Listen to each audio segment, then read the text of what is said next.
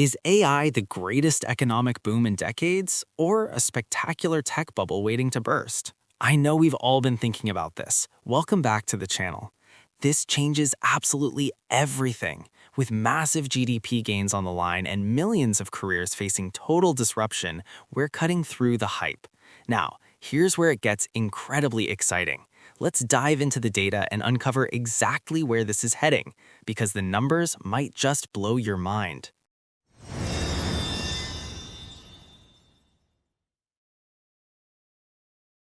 Buckle up, because we are diving into the biggest story of our generation. Artificial intelligence. It feels like it's everywhere, right? It promises this incredible future of efficiency and growth, but at the same time, it's sparking this deep, deep anxiety. So what is it? Are we at the start of a massive economic boom, or are we just watching history repeat itself, a spectacular tech bubble that's about to burst?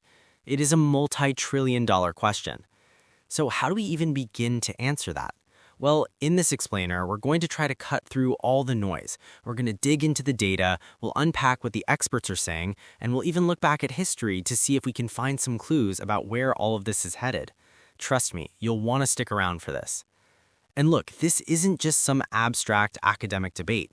For people who actually lived through the dot-com crash in the late 90s, the parallels they feel very real. The hype, that fear of missing out, the sky-high valuations, it's like déjà vu, right? But like this Reddit user points out, maybe, just maybe, this time is different. Okay, so to really get to the bottom of this, let's start with the optimistic view. Let's look at the bright side. Why do so many experts believe that AI is about to unleash a productivity boom unlike anything we've seen in decades? You see, economists don't look at AI as just another app or a simple software update. They classify it as a general-purpose technology. Now, that's a fancy term, but think about things like steam power, electricity, or the internet. These are technologies that don't just improve one little thing, they fundamentally rewire the entire economy. Mind-blowing, right? They create these massive ripple effects and open up possibilities that can shape society for generations. And AI fits that mold perfectly because it can automate not just physical work, but complex brain work too. And the numbers that are being thrown around are, they're staggering. According to the IMF, if we adopt AI quickly, it could boost the US GDP by over 5% within a decade. That is absolutely massive. Just to put that into perspective, that is a massive shot in the arm for the world's largest economy. But, and this is a really crucial but, these incredible gains are not guaranteed. That same analysis from the IMF shows that if adoption is slow, the global GDP boost is way, way smaller, just over 1%. So the outcome really hinges on how quickly and how effectively we manage to integrate these new tools. Will we be fast enough? Of course, you can't talk about a productivity boom without addressing the elephant in the room: jobs. While the immediate fear for a lot of people is mass unemployment, the reality looks like it's going to be something a lot more complex, a massive, and I mean massive, reconfiguration of work as we know it. This changes everything. The key idea to wrap your head around here is substitution versus augmentation. See, AI is really good at automating specific, routine tasks, not entire jobs. This transforms roles, and it frees up humans to focus on things like creativity and critical thinking. And at the same time, it actually creates entirely new jobs we couldn't have even imagined a few years ago, like prompt engineers or AI ethics analysts. How cool is that? But let's be crystal clear. This reconfiguration isn't some minor shift. It is a seismic event. McKinsey estimates that 12 million workers just in the US and Europe will need to change careers. That's a level of disruption in the labor market that we just haven't seen in generations. And this impact won't be felt equally by everyone.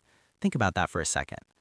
Research points to some very specific groups being more vulnerable: older workers who might face challenges with retraining, and women who tend to be overrepresented in administrative roles. But maybe the most surprising part is who else is affected. Now here's where it gets really interesting: the cognitive middle class.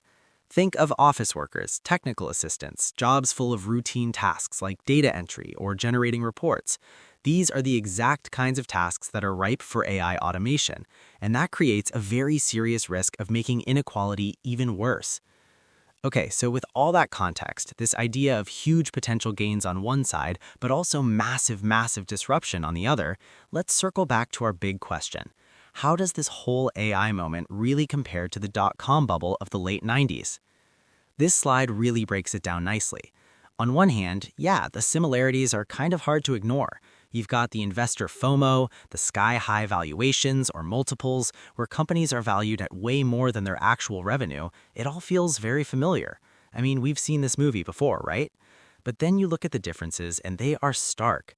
Today's AI companies are already generating real, substantial revenue. The key players are established tech giants, not flimsy startups. And crucially, this AI raise is now seen as a matter of national security, which pretty much guarantees a level of government and corporate investment that the dot-com era just never had. That is a huge differentiator. This quote from that Reddit discussion just nails it. During the dot-com bubble, you had companies like Pets.com with no real business plan being valued at hundreds of millions of dollars. A sock puppet was their mascot, guys. Today, you have NVIDIA, a company making the actual hardware for the AI revolution, with massive real-world profits. They're just not the same thing. So where does all of this leave us? Well, it's pretty clear this isn't a simple yes or no question. The outcome, whether this is a boom or a bubble, isn't set in stone. It's something that we are all going to actively shape by the choices we make and the challenges we decide to take on. But the path to a widespread productivity boom is definitely not a smooth one. It is full of roadblocks. For one, the cost of the hardware and the training is enormous. You've also got this concentration of power in just a few big tech firms, which can stifle competition. And a lot of companies are discovering what's called a learning gap. They have the technology, but they don't really know how to use it effectively to actually turn a profit. And that is a major bottleneck. And this brings us to what might be the most important point of all. We can't just sit back and let this transition happen to us. We need a plan. Economic experts are basically pointing to a three-step game plan. First, we have to revolutionize training with a huge focus on digital literacy and lifelong learning. Second, we need smarter employment policies that actually support workers as they move from one job to the next. And finally, and maybe most importantly, we have to figure out how to share the immense wealth that AI is going to generate so we can maintain some kind of social cohesion. At the end of the day, AI isn't some force of nature with a predetermined path. It's a tool, a really powerful tool. Whether it builds a more prosperous future for everyone or a painful bubble that just makes inequality worse depends entirely on the choices we make as individuals, as companies, and as a society. The future of AI isn't written yet, so the real question is, who gets to write it? Let me know what you think in the comments. AI isn't a force of nature, it's a tool, and society gets to decide how this plays out. So are we heading for a massive boom or a dot-com crash? Let me know below. Hit subscribe and like the video because next time we're breaking down exactly how to bulletproof your career against automation.